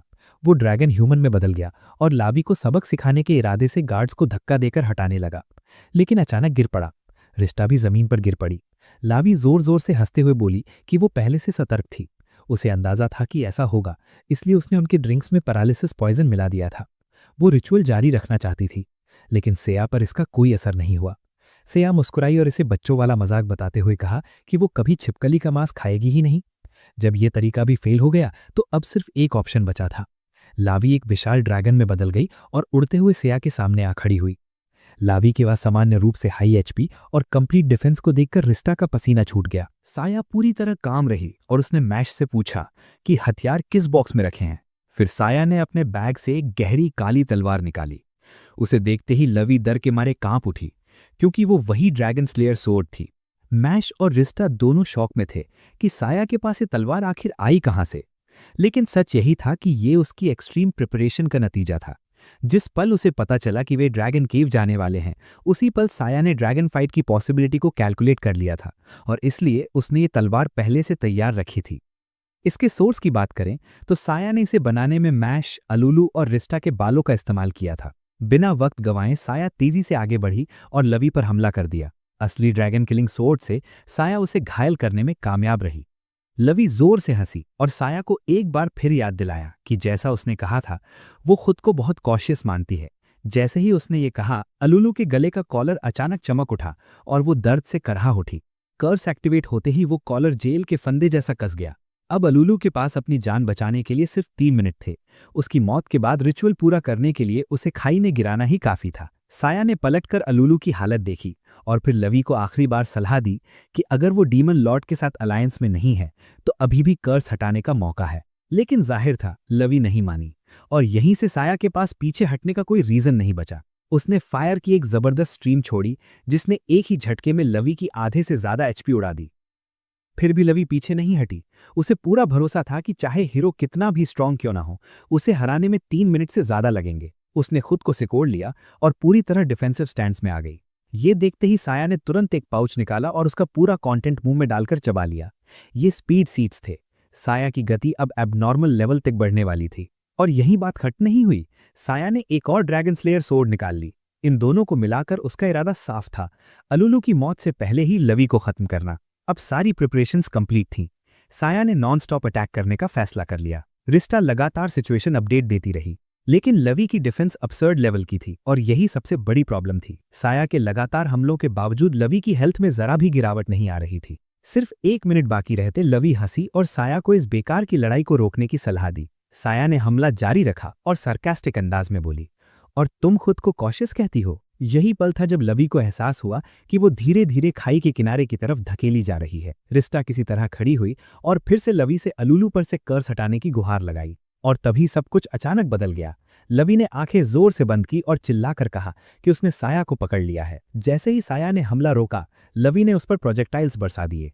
साया ने तुरंत तलवार से काउंटर किया और लवी को खाई से दूर धकेल दिया। लवी को पूरा भरोसा था कि उसके पास पंख है, इसलिए वो बच जाएगी, लेकिन चाहे वो जितना भी विंग्स फड़फड़ाए, वो ऊपर नहीं उठ पाई। लवी के पसीने छूट गए। उसने पीछे मुड़कर देखा और उसकी आंखें फटी रह गईं। उसके पंख पहले ही पूरी तरह तबाह हो चुके थे। अगले ही पल वो सीधे अबिस में गिर गई। उसी समय साया ने अलुलू को उठाकर रिस्टा के पास पहुंचा दिया। रिस्टा ने हैरानी से पूछा कि साया ने लवी के पंख कब नष्ट किए थे। जवाब साफ था, लवी के टफ होने से पहले ही साया हर पॉसिबल सिनेरियो के लिए तैयारी कर चुकी थी। तभी ड्रैगन अबिस से रोशनी की एक किरण बाहर निकली। नीचे से एक होली सोर्ड सबके सामने उड़ती हुई ऊपर आ गई। भले ही उन्हें पवित्र तलवार मिल चुकी थी, लेकिन लैगोस अब भी बेचैन था क्योंकि उनका लीडर लवी मर चुका था। ये सुनकर साया ने उसके कंधे पर हल्के से थपथपाया और उसके मन को शांत किया। कम से कम अब उनके पास डीमन लॉर्ड को खत्म करने का वेपन तो था। इस लिहाज से लवी का बलिदान पूरी तरह वर्थित था। अब सभा खत्म करने का वक्त आ चुका था। पूरा ग्रुप टेलीपोर्ट होकर वापस ड्रैगन केव पहुंच गया। इस दौरान रिस्टा ने मैश और अलुलू से एंट्रेंस पर वेट करने को कहा, क्योंकि रिस्टा को साया से कुछ पर्सनल बात करनी थी। दोनों बच्चों के जाते ही रिस्टा ने साया पर चिल्ला पड़ी और बिना परमिशन उसके बाल इस्तेमाल करने का आरोप लगा दिया। साया को कोई फर्क नहीं पड़ा और वो जाने ही वाली थी कि रिस्टा ने उसे फिर रोक लिया। अभी अभी जो होली सोर्ड मिली थी वो असल में होली सोर्ड नहीं थी। अगर रिस्टा को ये पहले से पता था तो साया के पास छुपाने को कुछ नहीं बचा था। उसने सच मान लिया। उसने ड्रैगन ट्राइब को धोखा दिया था। उसके हाथ में जो तलवार थी वो उसने पहले से तैयार रखी थी। रिस्टा अब भी आश्वस्त नहीं थी कि डीमन लॉर्ड को मारा जा सकता है। उसके हिसाब से सिर्फ होली सोर्ड ही ऐसा कर सकती थी, लेकिन साया ऐसा नहीं सोचती थी। अगर ये तरीका काम नहीं करता तो कोई और रास्ता निकाल लेंगे, सब ठीक हो जाएगा। इतना कहते हुए साया ने अलुलू को अपने साथ गुफा से बाहर चलने को कहा।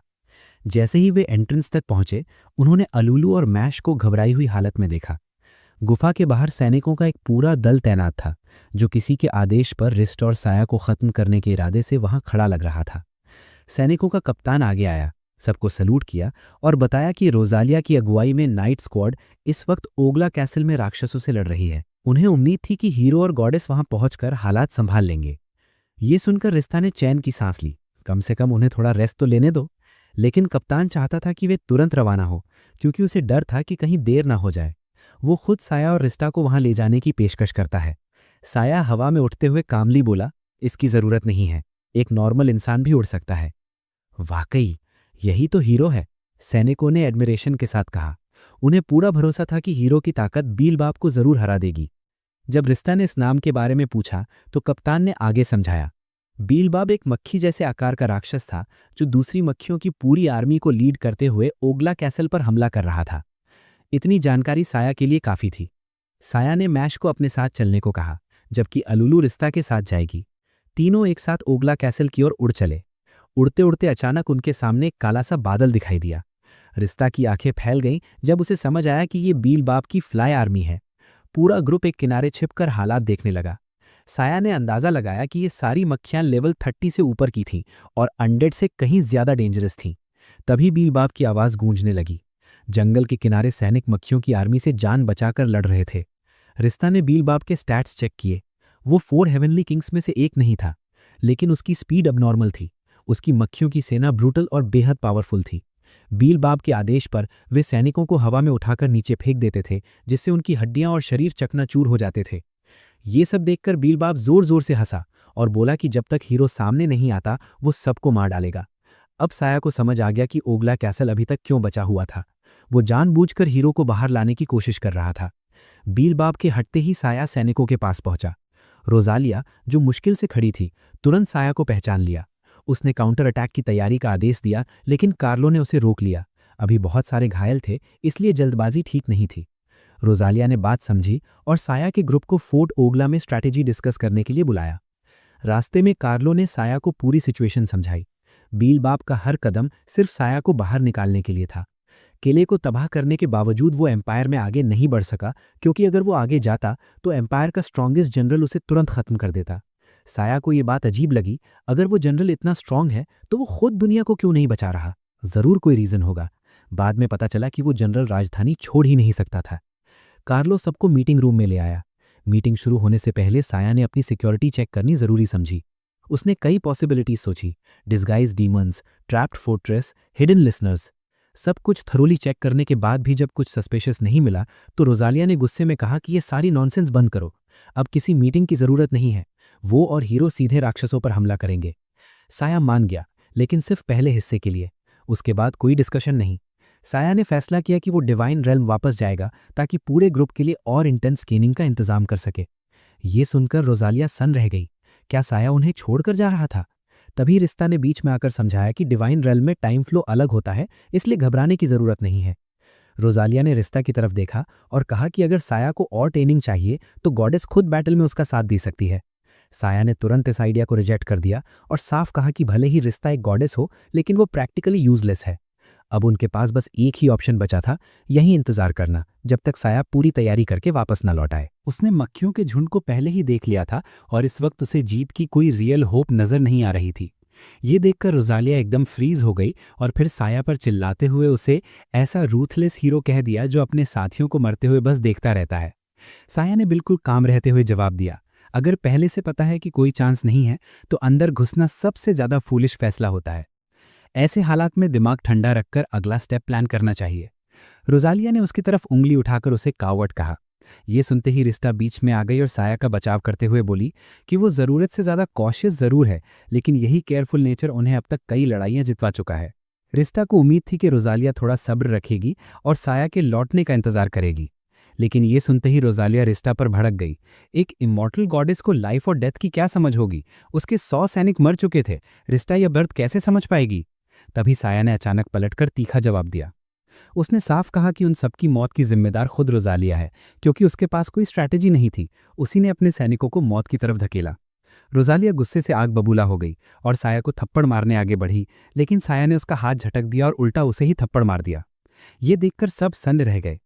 रोजालिया ने हार नहीं मानी और बार बार हमला करने की कोशिश की, यहाँ तक कि साया के थप्पड़ों से उसके दोनों गाल सूज गए।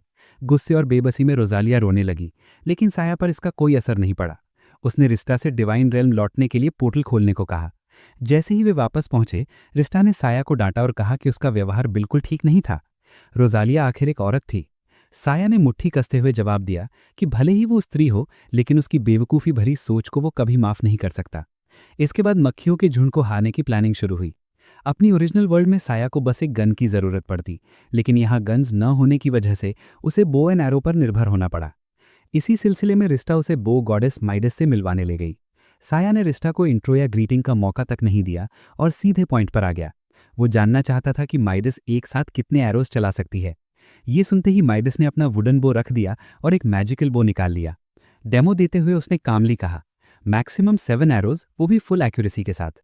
अगर साया सीखना चाहता था तो उसे सबसे पहले मैजिकल बो बनाना सीखना होगा। ये सुनकर साया ने अलुलू से फायर बो बनाना सिखाया। अलुलू ने जो भी सिखाया, साया ने उसे बिना किसी डिफिकल्टी के परफेक्टली रेप्लिकेट कर लिया।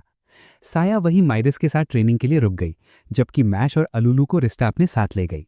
मैश भी किसी ऐसे इंसान को ढूंढना चाहता था जो उसे ट्रेन कर सके, लेकिन अलुलू का भी मूड नहीं था। छोटी सी बच्ची बस बैठकर स्वीट्स खाना चाहती थी। तभी सर्सियस वहां से गुजरा। रिश्ता को देखते ही वो पास आया और हल्के से उसे अदनेला की याद दिलाई। तभी रिश्ता को याद आया कि साया ने पहले किसी लड़की का दिल तोड़ा था। सर्सियस को भी पूरा दिन अदनेला की हालत ठीक नहीं लगी थी। वो लगातार साया को मारने की बातें बुदबुदा रही थी। जैसे उसी थॉट में अटकी हो। रिस्टा घबराकर मदद लेने के लिए एरिया के पास गई। पूरी कहानी सुनकर एरिया मुस्कुराई और रिस्टा को रिएश्योर किया कि टेंशन लेने की जरूरत नहीं है। साया जैसी कॉशियस लड़की पर हमला करना आसान नहीं होता। फिर एरिया की नज़र मैश पर गई क्योंकि उसे पता था कि उसके शरीर में एक सील लगी हुई है। सील्स हटाना एरिया की स्पेशलिटी थी, इसलिए उसने मैश की मदद करने का फैसला किया। सिर्फ मैश ही नहीं बल्कि अलुलू के अंदर भी हिडन पावर्स थी। इसलिए रिस्टा दोनों बच्चों को एरिया के पास छोड़कर अकेले अदनिला के घर चली गई। जैसे ही वो अंदर दाखिल हुई, सामने का नज़ारा देखकर उसके होश उड़ गए। दीवारों पर खून से मार डालो लिखा हुआ था। तभी अदनिला अचानक रिस्टा के पीछे प्रकट हुई और पूछने लगी कि क्या साया उसके साथ लौटी है। जवाब देते वक्त रिस्टा के पसीने छूट गए। उसने किसी तरह बहाना बनाया कि इस बार वो साया को साथ लिए बिना अकेली आई है। अदनिला के घर से निकलते ही रिस्टा सीधे साया को वार्न करने दौड़ी। अगर उसने इनफ ट्रेनिंग कर ली होती तो उन्हें तुरंत वहां से निकल जाना चाहिए था, लेकिन अब बहुत देर हो चुकी थी। अदनिला पहले ही रिस्टा के ठीक पीछे खड़ी थी। उसे पता था कि रिस्टा अकेले नहीं लौटेगी, इसलिए उसने जानबूझकर उसका पीछा किया था। अब साया से हिसाब बराबर करने का वक्त आ चुका था। वॉर गॉडेस की डेडली ऑरा से रिस्टा की सांसें तेज हो गईं, लेकिन साया बिल्कुल अनअफेक्टेड रहा। वो अदनिला के पास गया, उसके सर पर हल्के से हाथ फेरते हुए बोला कि उसके बाल थोड़े मैसी हो गए हैं। साया का ये कैजुअल एटीट्यूड इतना अनएक्सपेक्टेड था कि अदनिला तमाम कोशिशों के बावजूद गुस्सा बरकरार नहीं रख पाई।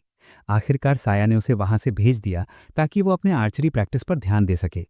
रिस्टा वापस लौटकर एरिया के साथ बैठकर चाय पीने लगी।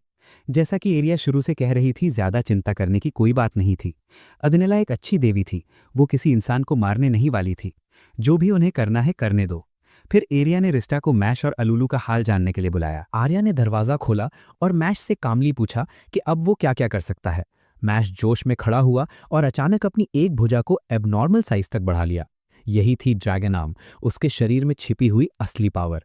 आर्या ने अपनी एबिलिटीज का इस्तेमाल करके इसे मैश के लिए अनलॉक किया था। अब इस आर्म की मदद से मैश हेमी डैमेज देने वाली ताकत से फाइट कर सकता था। लेकिन इतनी बड़ी भुजा देखकर आर्या खुद थोड़ा अनकंफर्टेबल हो गई। ये विजुअल उसे बिल्कुल नॉर्मल नहीं लग रहा था। एलुलू ने तुरंत अग्री करते हुए बोला, मैश का पूरा शरीर तो पतला सा था, लेकिन उसकी बांह इतनी फूली हुई थी कि वो किसी डिस्टॉर्टेड इंसान जैसा लग रहा था। अपने सबसे करीबी दोस्त से ऐसा सुनकर मैश को गुस्सा आ गया और वो एलुलू को डांटने के लिए मुड़ गया। लेकिन तभी कुछ अजीब हुआ। उसकी आवाज से लेकर मूवमेंट्स तक मैश अचानक स्लो हो गया। ये एलुलू का सीक्रेट सपोर्ट मैजिक था, डिले स्पेल, जिसे आर्या ने अनलॉक करने में उसकी मदद की थी। और बात यहीं खत्म नहीं हुई। एलुलू ने मैश पर लगे स्लो इफेक्ट को हटाया और उस पर स्पीड मैजिक डाल दिया। अब मैश एक जगह टिक ही नहीं पा रहा था, उसका मुंह नॉनस्टॉप चल रहा था और ये देखकर सब हंसने लगे। इस पूरे सीन के बाद रिस्टा ने एलुलू की खुलकर तारीफ की। वो बोली, अगर उसे पहले पता होता कि आर्या इतना परफेक्ट गाइडेंस देगी तो वो शुरू से ही दोनों बच्चों को उसी के भरोसे छोड़ देती। ये सुनकर आर्या ने तुरंत क्रेडिट लेने से मना कर दिया। उसने कहा कि उसने कुछ स्पेशल नहीं किया, बस दोनों बच्चों को उनकी इनबॉर्न पोटेंशियल इस्तेमाल करने में मदद की है। अब दोनों बच्चे ठीक थे। रिस्ता को बस यही उम्मीद थी कि साया के साथ भी सब स्मूथ चल रहा होगा। जैसे ही आर्या को पता चला कि साया माइडस के साथ ट्रेनिंग कर रहा है, उसने जोर से मेज पर हाथ मारा और अचानक खड़ी हो गई। उसने रिस्ता को बताया कि उस देवी को सेक्सुअल एडिक्शन है। कई सालों में माइडस ने अनगिनत हीरोज को ल्योर किया था। इसी वजह से इश्तारा ने उसे उस जंगल में एग्जाइल कर दिया था। अगर कुछ गलत हो गया तो साया फिर कभी हीरो नहीं रह पाएगा, क्योंकि एक देवी का फिफी ह्यूमन से रिलेशन रखना एक स्ट्रिक्ट टैबू था। ये सुनते ही रिस्ता का चेहरा पीला पड़ गया और वो साया को ढूंढने दौड़ पड़ी। जब वो वहां पहुंची, उसने साया को अकेले खड़ा पाया और सामने माइडस पूरी तरह नग्न हालत में एक पेड़ से बंधी हुई थी। रिस्टा ने जब साया से पूछा तो उसे पता चला कि माइडस ने उसे वहीं रुकने को कहा था, जबकि वो प्रिपरेशन के लिए गई थी। जब वो लौटा तो उसे यही सीन मिला। माइडस एक्साइटेड होकर हंसी और बोली कि ये साया का फाइनल टेस्ट होगा। उसे मैजिकल बो से रस्सी पर परफेक्ट एम करना होगा, फिर वो नीचे गिरेगी और उसके बाद दोनों के बीच इंटीमेट रिलेशनशिप होगा। रिस्ता चीख पड़ी और उसे रोकने की कोशिश की, लेकिन अब माइडस को रिस्ता की कोई परवाह नहीं थी। जिस पल उसने साया जैसे हैंडसम हीरो को देखा था, उसने ठान लिया था कि किसी भी कीमत पर उसे हासिल करना है। रिस्ता ने साया को रोकने के लिए मुड़कर देखा, लेकिन साया पहले ही अपना बो उठा चुका था। साया ने सीधा माइडस के सिर पर एरो चला दिया। ये देखकर रिस्टा शॉक में आ गई। वो जानती थी कि देवियां मरती नहीं हैं, लेकिन फिर भी ये एक्ट गॉड्स के प्रति प्योर डिसरिस्पेक्ट था। माइडस ने खुद ही रस्सी तोड़ दी और जमीन पर गिर पड़ी। उसने कहा कि साया का मजाक बिल्कुल फनी नहीं था। जैसा पहले कहा गया था, ये फाइनल टेस्ट था। क्योंकि उसका एम मिस हो गया था, अब दूसरा टेस्ट होगा। माइडस ने साया को वार्न किया कि अब वो अटैक करने वाली है, इतना कहकर वो साया की तरफ दौड़ी। साया ने बिना पैनिक किए बो उठाया और 2 एरोज उसकी आंखों में और तीसरा सीधे उसके मुंह में दाग दिया। 3 परफेक्ट हिट्स के बावजूद माइडस खड़ी रही। उसके फेशियल एक्सप्रेशंस देखकर मैश और एलुलू डर गए। वो बिल्कुल भी देवी जैसी नहीं लग रही थी। उसी पल माइडस की नज़र मैश पर पड़ी। पहले मैं मैश को ब्रेकफास्ट की तरह खाऊंगी, ये कहकर वो उसकी तरफ दौड़ी। मैश डर के मारे जान बचाकर भागा, लेकिन साया पहले से रेडी था। उसे शुरू से पता था कि माइडस मैश को टारगेट करेगी। साया ने 5 एरोज चलाए और उसे पास के पेड़ की शाखा से पिन कर दिया। अमेजिंग, माइडस ने कहा। एक इंसान का एक साथ 5 डिवाइन एरोज चलाना वाकई टेरिफाइंग था। अब उसके पास साया को सिखाने के लिए कुछ भी नहीं बचा था। इन शब्दों के साथ ही साया पूरी तरह प्रिपेयर हो चुका था। पूरा ग्रुप टेलीपोर्ट होकर दूसरी दुनिया में वापस लौट आया। जैसे ही वे पहुंचे, कार्लो पहले से ही उनके पीछे खड़ा था। उसने रिश्ता को बताया कि रोजालिया अकेले ही बिएल्ज़ेबब के ठिकाने की ओर निकल चुकी है। ये बात साया की प्रेडिक्शन से बिल्कुल मैच कर रही थी। साया ने मैश को उठाया और बिना देर किए हवा में उड़ गया। यहां से मॉन्स्टर के हाइड आउट तक काफी डिस्टेंस था, मतलब रोजालिया अभी वहां पहुंची भी नहीं होगी। यही सोचकर पूरा ग्रुप तेजी से आगे बढ़ा। साया ने एक परफेक्ट हाई पॉइंट चुन लिया जहां से सब कुछ साफ दिखाई दे सके। उधर रोजालिया चढ़ाई करते हुए सीधे उसके अड्डे की तरफ बढ़ रही थी। उसके चारों ओर एक डिवाइन बैरियर था, जिस वजह से मक्खियां उस पर अटैक नहीं कर पा रही थी। साफ था, वो एक परफेक्ट बेट थी। साया ने अपना बो उठाया और बिएल्ज़ेबब पर एम किया। इतनी दूर से शॉट लेना रिस्की था, लेकिन साया को पूरा भरोसा था कि तीर टारगेट तक पहुंचेगा। जैसे ही वो एरो छोड़ने वाला था, तभी सैनिकों का एक दल अचानक सामने आ गया और नायक को सल्यूट करने लगा। उनकी आवाजें काफी लाउड थीं। रिश्ता को चिंता हुई कि कहीं मक्खियां अलर्ट न हो जाएं, लेकिन सच कहें तो ये सब साया के प्लान के हिसाब से ही हो रहा था। दूसरी तरफ रोजालिया ने, चाहे वो ब्रेवरी हो या प्योर स्टुपिडिटी, जोर से चिल्लाकर बिएल्ज़ेबब को डायरेक्ट ड्यूअल के लिए ललकारा। जवाब में बिएल्ज़ेबब ने उसे सीधे हवा में उठा लिया। सैनिकों के शोर की वजह से मक्खियां इधर उधर फैलने लगीं। सिचुएशन मैसी होने लगी। तभी साया ने अपनी तलवार रिश्ता की तरफ बढ़ाई और उसे बाहर निकलकर डिस्ट्रैक्शन बनने का इशारा किया। रिश्ता को पूरी बात समझ तो नहीं आई, लेकिन उसने बिना सवाल किए आदेश मान लिया और उड़कर बिएल्ज़ेबब के सामने पहुंची, रोजालिया को छोड़ने की मांग करते हुए।